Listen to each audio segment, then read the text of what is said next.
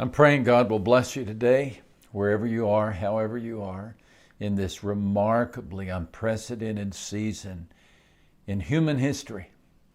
May you find Him holding on to you. I believe that there is always the possibility of a stubborn hope. In fact, Jesus urges us to always pray and never lose hope.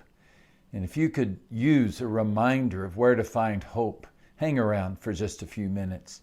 If for some reason that doesn't seem relevant to where you are today, let us know how to pray for you. Just post your prayer needs on the page there. But if you'd like to stay around for, I'm guessing, 7 or 8 minutes, I think that Jesus will help us. He will help us find hope. In his book, The Grand Essentials, Ben Patterson tells about a submarine that sank off the coast of Massachusetts. The entire crew was trapped. And every effort was made to rescue the sailors, but every effort failed. And near the end of the ordeal, a deep-sea diver heard tapping on the steel wall of the sunken sub, and he placed his helmet against the vessel, and he realized he was hearing a sailor tap out a message in Morse code, a question. And that question was, is there any hope? Are you asking that question? Are you a single mom who has no resources? Are you an ailing man who has no strength? Are you a businessman with no answers? Are you left because of this storm wondering, is there any hope? I have a friend who found an answer to that question, Jonathan McComb. The McCombs were an all-American family, 2 young, beautiful children, a terrific marriage. Jonathan worked ranches and Laura sold pharmaceuticals. They were God-fearing, they were happy, they were busy, they were carefree, but then came the storm. Rain was in the forecast, but a once-in-a-century flood, no one saw it coming that Memorial Day weekend. The river crested at 30 feet and roared through the South Texas hill country, taking homes and cars and bridges with it. Jonathan and his family sought safety on the second floor of their weekend cabin, but safety was nowhere to be found. The house was yanked off its foundations. And they found themselves clutching a mattress and riding this sudden whitewater river. Jonathan survived, but no one else did.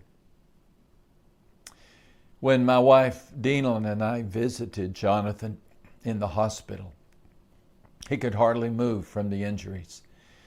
But the broken ribs and the hip were nothing compared to the broken heart. He tried to talk, but he couldn't. He mustered only tears. A couple of weeks later, remarkably, Jonathan found the courage and strength to speak at the funeral for his wife and his 2 children. It seemed like the entire city of Corpus Christi, Texas, was present. The church had no empty seats. The church had no dry eyes. And for well over half an hour, Jonathan described his wife and his children. He described a particular verse that meant a lot to him. I'm reading now from his sermon notes.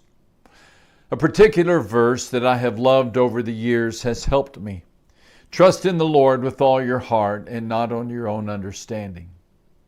I have no explanation for why such a tragic event like the flood takes place and lives are lost. But I know that God is not going to give us anything we cannot handle. I know we're here for a little while, but trust me, if I could have every bone broken in my body to have them back, I would do it, but it is not our call. Yes, I know this entire tragedy is horrible, and I have been angry, upset, confused, and left to wonder why. I've cried enough tears to fill that river up 100 times. But I know I can't stay angry or upset or confused or continue to ask myself why. Because I will find out that answer when my time comes and I'm reunited with them in heaven. But trust me, that will be the first question I ask. You know, I took note of the number of times that Jonathan used the phrase, I know. He said, I know that God is not going to give us anything we can't handle. Then he said, I know that we're here for a little while. He said, I know this entire tragedy is horrible, but I know I will be reunited with them in heaven. Now, Jonathan was not dismissive. He was not naive. He was not pretending that nothing happened to break his heart. His faith wasn't, I don't know, what's the word, fluffy or dismissive. Not a bit. In fact, his faith was the deepest kind. He knew the tragedy was horrible. He knew the storm was severe. But he knew in the midst of the storm, he could still find hope. He found no easy answers. He promoted no simple solutions. But he did this. He made a deliberate decision to build his life on God's promises. And Jesus encourages us to do the same.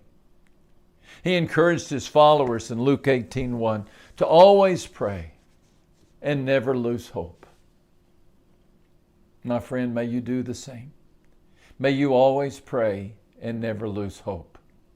I pray that God will stir within you this stubborn hope, this belief that though we don't know today why so many things have happened, we will know someday.